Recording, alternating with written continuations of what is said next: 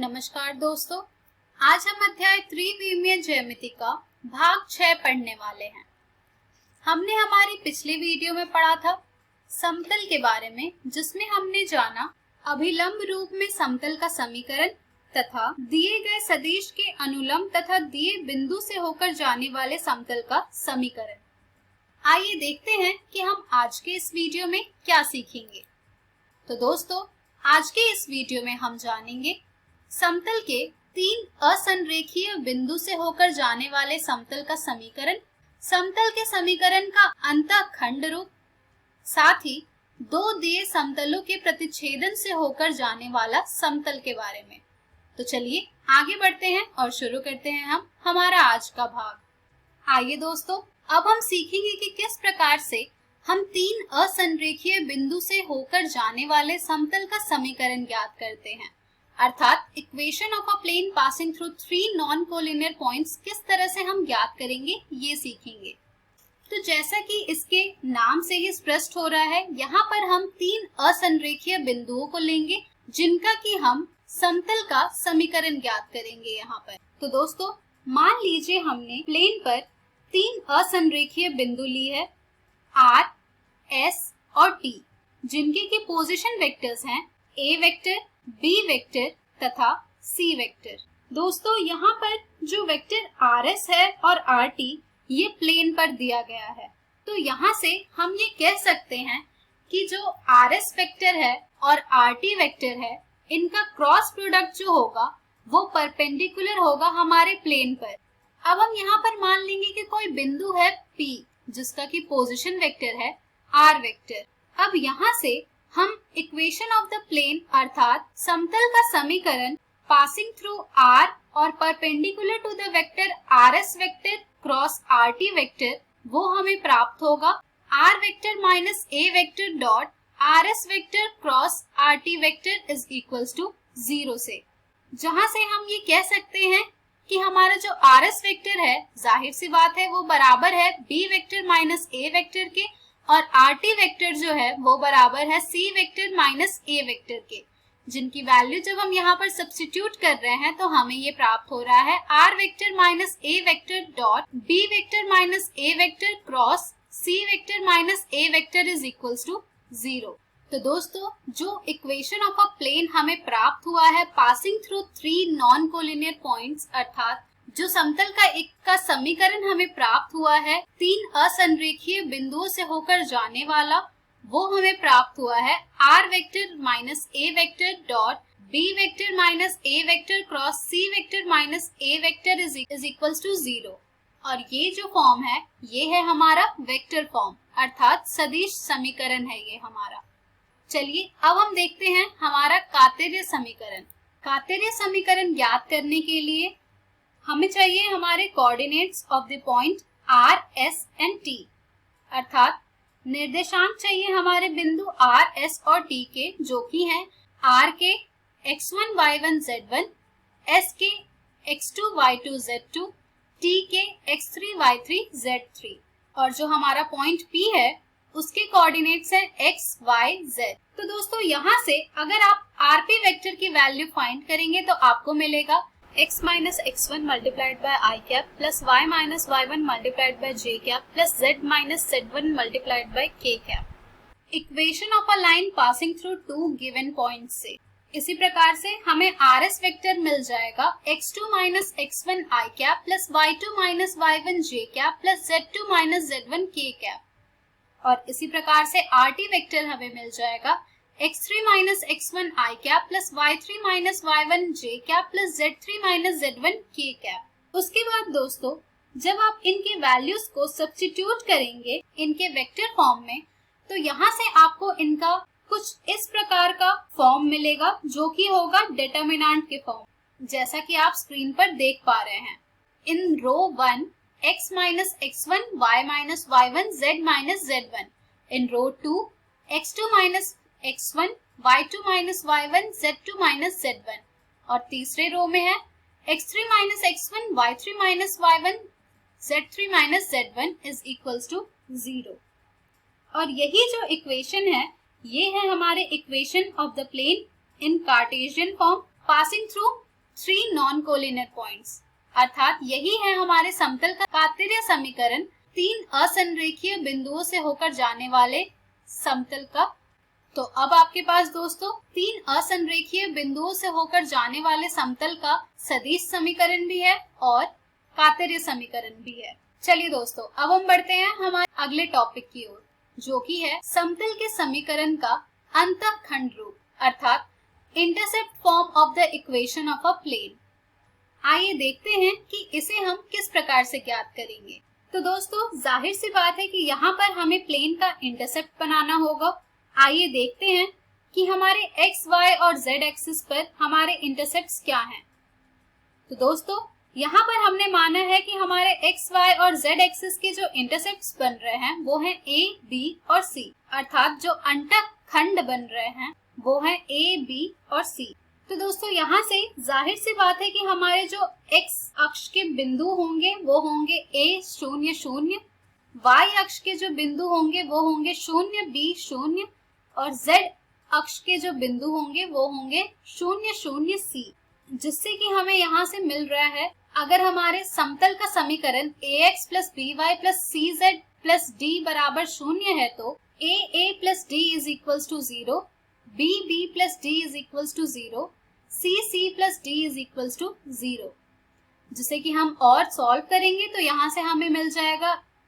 a is equals to minus D upon a, b is equals to minus D upon b, c is equals to minus D upon c, जिसे कि जब आप substitute करेंगे तो आपको मिल जाएगा x upon a plus Y upon B plus z upon c is equals to 1। और यही जो इक्वेशन है, यही है हमारा equation of the plane in the intercept. तो अब आपने ये भी सीख लिया है कि अगर आपको इंटरसेप्ट फॉर्म में प्लेन की इक्वेशन निकालने को कही जाए तो आपको उसमें क्या क्या प्रयोग करना है। और इक्वेशन है x upon a plus Y upon B plus z upon c is equals to 1। चलिए दोस्तों, अब हम बढ़ते हैं हमारे नेक्स्ट टॉपिक की ओर, जो कि है दो दिए समतलों के प्रतिच्छेदन से होकर जाने वाला समतल, अर्थात plane passing through the intersection of the two given planes. आइए देखते हैं कि इसे हम किस प्रकार से ज्ञात करेंगे। मान लीजिए कि हमने दो प्लेन लिया है, पाई 1 और पाई 2, और इन दोनों प्लेन के बीच का जो लाइन ऑफ इंटरसेक्शन है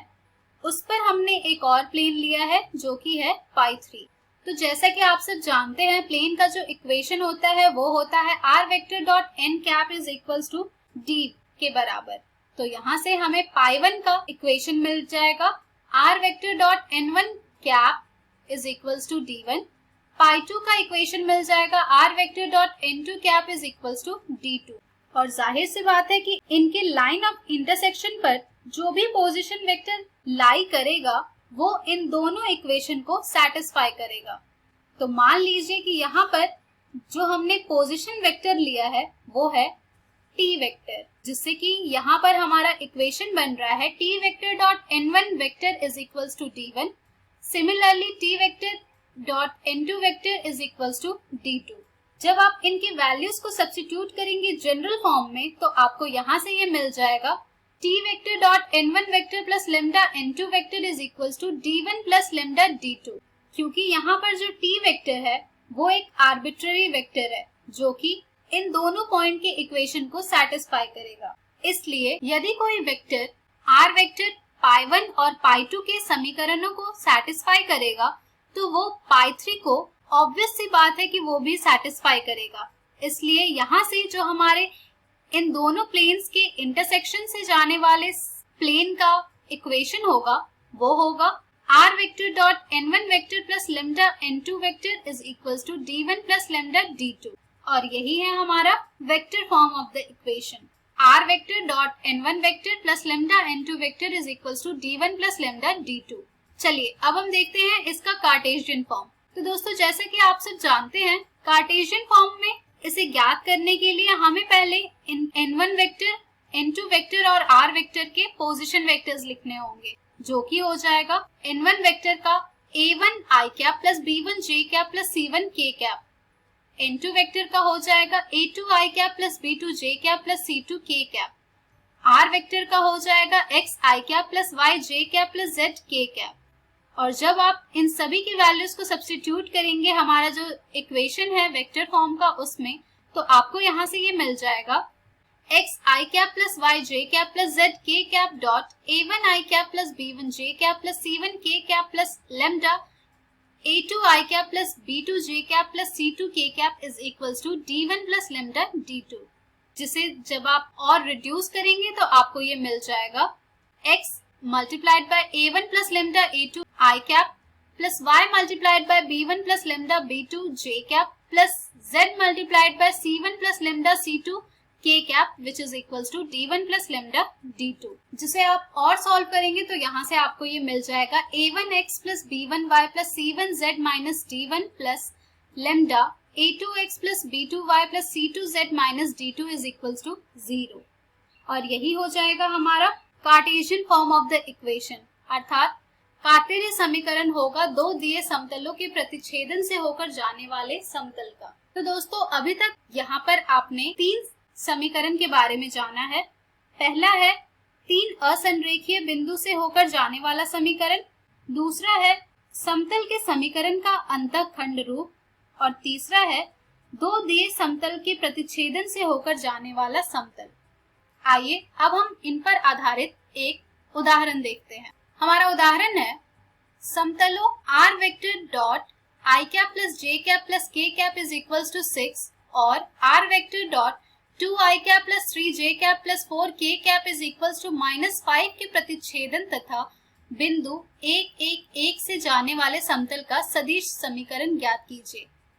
यानी कि यहाँ पर हमें दो समतल दिए गए हैं, उसके बाद हमें एक बिंदु दिया गया है जो कि उसके प्रतिच्छेदन से जा रहा है और यहाँ पर हमें उसका सदिश समीकरण ज्ञात करना है। तो आइए देखते हैं कि इसे हम किस तरह से ज्ञात करेंगे। जाहिर सी बात है कि ये जो बिंदु हमें दी गई है ये इन दोनों समतल के समीकरण को संतुष्ट करेगा। तो चलिए इसी तथ्य को लेकर हम इस प्रश्न को हल करते हैं। यहाँ से हमें प्राप्त होगा हमारा n1 वेक्टर बराबर I cap plus j cap plus k cap, साथ ही हमारा n2 वेक्टर हमें प्राप्त होगा 2i cap plus 3j cap plus 4k cap, और यहाँ से हमारे पास d1 और d2 की वैल्यू आ रही है 6 और -5। जब हम यहाँ पर हमारे इक्वेशन का प्रयोग करेंगे तो वो हमें प्राप्त होगा r vector dot n1 vector plus lambda n2 vector is equals to d1 plus lambda d2, जिसमें जब हम इन सभी के मान को प्रतिस्थापित करेंगे तो हमें प्राप्त होगा r vector dot I cap plus j cap plus k cap plus lambda multiplied by 2i cap plus 3j cap plus 4k cap is equals to 6 - 5 lambda, जहां लेमडा कोई वास्तविक संख्या है। अब यहाँ पर हमारा कार्य होगा लेमडा के मान को ज्ञात करना। तो लेमडा के मान को हम कैसे ज्ञात करेंगे? लेमडा के मान को हम ज्ञात करेंगे जब हम इस r वेक्टर का पोजीशन वेक्टर लिखकर इसे प्राय हल करें। तो जैसा कि आप सब जानते हैं r वेक्टर जो हो वो हमारा बराबर होता है x I cap plus y j cap plus z k cap के। उससे पहले हम इसे और रिड्यूस करेंगे। जब हम इसे और रिड्यूस करेंगे तो हमें ये मिल जाएगा r vector dot 1 plus 2 lambda I cap plus 1 plus 3 lambda j cap plus 1 plus 4 lambda k cap is equals to 6 - 5 lambda. अब हम यहाँ पर r वेक्टर के मान को प्रतिस्थापित करेंगे और फिर उनका डॉट प्रोडक्ट ज्ञात करेंगे। तो जब हम r वेक्टर के मान को प्रतिस्थापित करेंगे जो कि होता है x I cap plus y j cap plus z k cap, तो यहाँ से हमें ये प्राप्त हो जाएगा x I cap plus y j cap plus z k cap 1 plus 2 lambda I cap plus 1 plus 3 lambda j cap plus 1 plus 4 lambda k cap is equals to 6 - 5 lambda.